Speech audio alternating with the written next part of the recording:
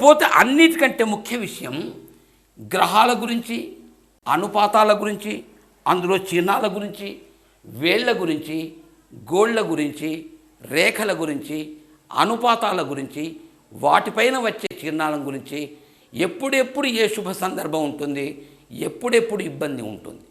ఇదే వయోగణన, వయస్సును నిర్ణయించటం అంటాడు. ఈ వయో నిర్ణయాన్ని చేయటానికి జ్యోతిష్య శాస్త్రంలో అత్యంత సూక్ష్మాతి సూక్ష్మమైన విషయానికి చెప్పటానికి కూడా ఈ రోజుకు, ఈ గంటకు, ఈ నిమిషానికి ఏమవుతుందని చెప్పేటువంటి గొప్ప గణన జ్యోతిష్య శాస్త్రానికి ఉంది. కానీ సాముద్రిక శాస్త్రం అంత లోతులకు దిగకుండా, దిగలేనందువలన, అంత సూక్ష్మ దృష్టి లేని కారణంగా అంత ఖచ్చితంగా ఒక నిమిషం లిప్తకాలం వరకు ఏమి జరుగుతుంది చెప్పడానికి మాత్రం సాధ్యం కాదు. ఎందుకంటే అరచేయి ఉండటమే చిన్నగా ఉంది. అందులోపట ఒక్కొక్క రేఖను ఒకవేళ మనం 100 సంవత్సరాలుగా ఇంత గుర్తిస్తే, ఇందులోపట 100 సంవత్సరాలను గుర్తించడం, అందులోపట 6 మాసాలు, 3 మాసాలు, 2 మాసాలు, ఈరోజు, ఈ క్షణం, ఈ గంట నో, ఇది నిర్ణయించేటువంటి శక్తి మాత్రం సాముద్రిక శాస్త్రానికి లేదుగాక లేదు. భవిష్యత్తు లోపట ఉదీయమాన శాస్త్రజ్ఞులు ఏదైనా ఒక మాపదండాన్ని ఇంత పరిశోధించి, అంటే మెజర్మెంట్ మిషన్ ఇంత కనిపెట్టి అరచేతి పైన ఆ మిషన్ పెడితే ఈ గ్రహ జాతకుడు, ఈ గ్రహం ఎత్తుగా ఉంది, ఇది డౌన్గా ఉంది, ఇది లగ్న కాలం, ఇటువంటి కాలాలు చెప్పేటువంటిదే కాకుండా రేఖలపైన దాన్ని తింపుతున్నప్పుడు ఏ రేఖ ఏ వయస్సు లోపల ఏమి జరుగుతుంది చెప్పేటువంటి ఒక కొలమానం, అత్యంత సూక్ష్మంగా చెప్పేటువంటి ఏదైనా మాపదండం వస్తే తప్ప ఇంతవరకు, ఈనాటి వరకు కూడా అంత క్షణిక కాలాన్ని చెప్పేటువంటి గణన సాముద్రిక శాస్త్రంలో రాలేదు. దాన్ని గురించి శ్రమించటం, పరిశోధించటం కష్ట సాధ్యం కావచ్చునేమో కానీ అసాధ్యం మాత్రం కాదు. కాబట్టి మిత్రులతోని, పరిశోధకులతోని, ఉదీయమాన పరిశోధకులతోని, శాస్త్రార్థులతోని, శాస్త్ర ప్రవచనం చేసే వ్యక్తులతోని నేను మనవి చేసేది ఏమిటంటే, ఈ దిశలో అడుగు వేయండి. వయస్సున్నవాళ్ళు, మనస్సున్నవాళ్ళు కొంత శ్రమ చేస్తే తప్పకుండా సత్ఫలితాన్ని ఈరోజు కాకుండా దశాబ్దానికైనా, కనీసం అర్ధ శతాబ్దానికైనా, శతాబ్దానికైనా మనం తప్పకుండా అభివృద్ధిని సాధించే అవకాశం ఉంటుంది. ఆ తర్వాత వచ్చే తరాలకు మీ మార్గదర్శనమే ఒక ఆదర్శంగా ఉండిపోతుంది. దాని ఆధారంగానే లెక్కలు చేసుకునే అవకాశాలు ఉంటాయి. అయితే ఈ లెక్కల్ని ఏ రకంగా చేసేవాళ్ళు, ఒక చిన్న ప్రశ్న వేసుకుందాం. సాముద్రిక శాస్త్రం ఈనాటిది కాదు, అత్యంత ప్రాచీనమైన వాల్మీకి, వ్యాస మహర్షి కాలం నుంచి కూడా మొట్టమొదటి లక్షణ శాస్త్ర రూపకంగా, తర్వాత అంగశాస్త్ర రూపకంగా, మెల్లమెల్లగా సముద్రాయణ కాలం నుంచి సాముద్రిక శాస్త్రంగా పరివర్ధితమై నేడు చాలా బృహత్ రూపాన్ని సంతరించుకుంది సాముద్రిక శాస్త్రం. అత్యంత ప్రాచీన కాలం లోపట ప్రతి రేఖను ముఖ్యంగా మొదట్లో శతాబ్దాల, సహస్రాబ్దాల కింది విషయాన్ని నేను మీకు చెప్తున్నాను. కేవలం 4 భాగాలుగా చేసేది. ప్రతి రేఖను నేను మీకు ఒక్క రేఖ ఉదాహరణతోనే మాత్రం చూపిస్తాను. అదే ప్రకారంగా ప్రతి రేఖను ఇంత మనం చేస్తే మీకు కొద్దిగా కాకుండా కొద్దిగా లెక్క అర్థమవుతుంది. ఈ రేఖ ఉదయ స్థానం నుంచి ప్రారంభిస్తే ముగించే స్థానం వరకు, అంటే కేతు స్థానం వరకు, జాతకుని రేఖ ఎంతవరకు ఉన్నది అని చూడకండి. ఆ జాతకునికి ఉదయ స్థానం ఎక్కడ, ముగింపు స్థానం ఎక్కడ, దాన్ని ఒక దారంతో కొలుచుకొని అప్పుడు లెక్కలు చెప్పేవాడు. ప్రాచీన కాలంలో 4 భాగాల్ని మాత్రమే చేయగలిగారు.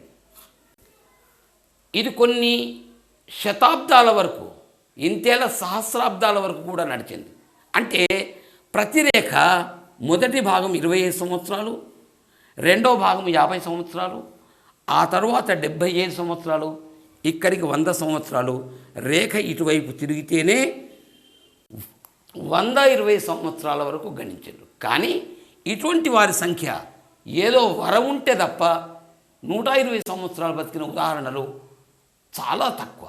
దానికి ఏదో ఒక వరం కావాలి, ఏదో నోము నోచుకోవాలి తప్ప దైవాంశ సంభూతులకే మాత్రం సాధ్యమైంది తప్ప, తపోధనికులకు సాధ్యమైంది తప్ప అన్యులకు సాధ్యం కానటువంటి విషయం. ఇక మీరు 25 సంవత్సరాల లోపల అడిగితే దీన్ని సగం చేసి 12.5 సంవత్సరాలు, ఇంకా సగం ప్రశ్న వేస్తే 6 విషయాలు. దీన్ని ఇట్లా భాగాలు చేస్తూ చెప్పగలిగారే తప్ప స్థూలంగా 4 భాగాలు చేశారు. ఇది ప్రాచీన కాల భారతదేశం వాళ్ళ యొక్క లెక్క. ఇక రెండవ విషయానికి వద్దాం. కొన్ని సహస్రాబ్దాలు గడిచిన తర్వాత రేఖల్ని 10 భాగాలు చేస్తూ పోయారు.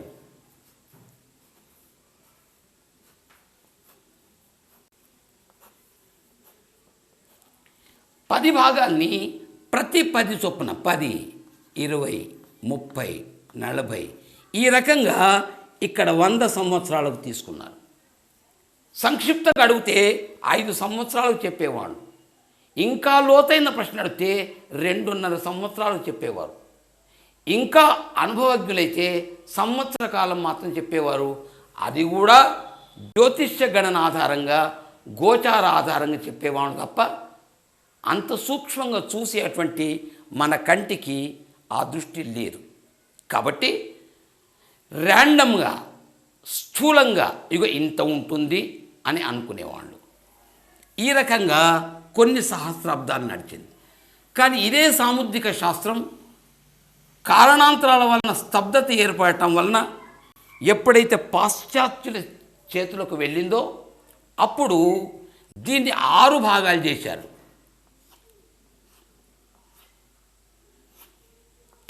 ఈ 6 భాగాలలో 6, 10, 25, 50, 75, 85, 100.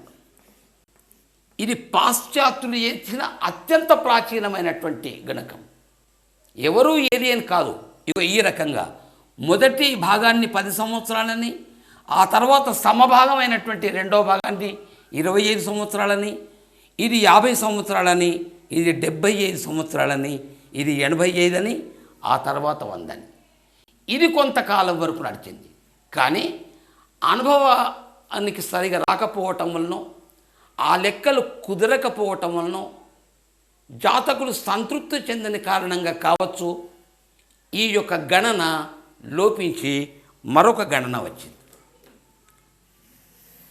దాన్ని 10 సమభాగాలుగా చేశారు.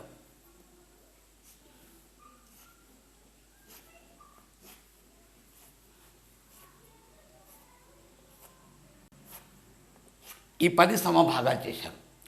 6 భాగాల వరకు 6తోని హెచ్చిస్తూ 6, 6 2 12, 18, 24, 36 ఇంతవరకు 6తోని హెచ్చిస్తూనే పోయారు. కానీ ఈ 6 తర్వాత మాత్రం +7, +7, +8, +9, +10 ఇట్లా హెచ్చిస్తూ పోయారు. అంటే 36లో 7 కలిపితే ఇది మీకు 43, 43లో 8 కలిపితే 51, 51లో 9 కలిపితే 60, 60లో 10 కలిపితే 70. ఇది కొన్ని సహస్రాబ్దాల వరకు నడిచింది. ఇది సెయింట్ జెర్మేన్ పద్ధతిగా ప్రసిద్ధమైంది. అంటే జర్మన్ నుంచి శాస్త్రానికి ఒక కొత్త రూపు వచ్చింది. కాబట్టి బెన్హామ్ పద్ధతి అని కూడా దీన్ని అంటారు. జర్మనీ ద్వారా విస్తృతమైనటువంటి ప్రచారానికి వచ్చింది. కొద్ది గొప్ప తేడాతోని జర్మనీర్ దీనికి వ్యాపార రంగులు పులిమి లోకానికి అప్పచెప్పినటువంటి వ్యక్తి మాత్రం జర్మనీర్. కానీ బెన్హామ్ యొక్క సాముద్రిక శాస్త్రం కూడా ఏమాత్రం తక్కువ అంచనా ఆయన వీటల్లో. ప్రతి సాముద్రిక శాస్త్రజ్ఞుడు మాత్రం బెన్హామ్, జర్మనీర్, కీరో వంటి గ్రంథాలు చదవకుండా ఉండరు. చదివి తీరాలి కూడా. ఎందుకంటే వీళ్ళు మహాపురుషుల కింద శాస్త్రజ్ఞుల పేరట శాస్త్ర వైతాళికల రూపంలో కూడా మనం వీళ్ళని అభివర్ణిస్తే తప్పు లేదు. ఇగో ఇది బెన్హామ్ పద్ధతి, జర్మనేర్ పద్ధతిగా వచ్చింది. డెస్ బెర్రిలోస్ అని ఒకరున్నారు. బెర్రిలోస్ 12 భాగాలు చేసిండు. ప్రతిదీ ఆరుతోని పెస్టిస్తూ పోయిండు. 12 ఆర్ల 72 వయస్సులే అని. అందుకోసం 72 సంవత్సరాలకు మించి జీవించలేరు అని అనుకున్నారు. కానీ చాలామంది వ్యక్తులు 72 సంవత్సరాల తర్వాత కూడా యువకుల తీరు ఉత్సాహంగా, ప్రోత్సాహంగా, ఎంతో పనిచేసే వ్యక్తులుగా, కష్టజీవులుగా ఉన్నటువంటి ఉదాహరణలు కళ్ళారు చూసిన ఉదాహరణలు ఉన్నాయి. కాబట్టి డెస్ బెర్రిలోస్ యొక్క పద్ధతి కొంతకాలం నడిచినా ఆ తర్వాత ప్రసిద్ధి చెందలేదు. ఇటువంటి పద్ధతులు కొల్లలు కోకొల్లలుగా కనబడినా అన్నిటికంటే అత్యంత ప్రసిద్ధమైనటువంటి వయోగణన, వయో నిర్ణయాలు కీరో పేరట. కొంతమంది షీరో అంటారు, కీరో లేదా షీరో, రకరకాల ఉచ్చారణ చేసే వ్యక్తులు ఉన్నారు. మీరు ఎలా అయినా విదేశీ పేరు కాబట్టి కొంత భ్రమ కలిగిన ఈ 2 పేర్లు వాడుకలో ఉన్నాయి కాబట్టి ఉన్నాయి.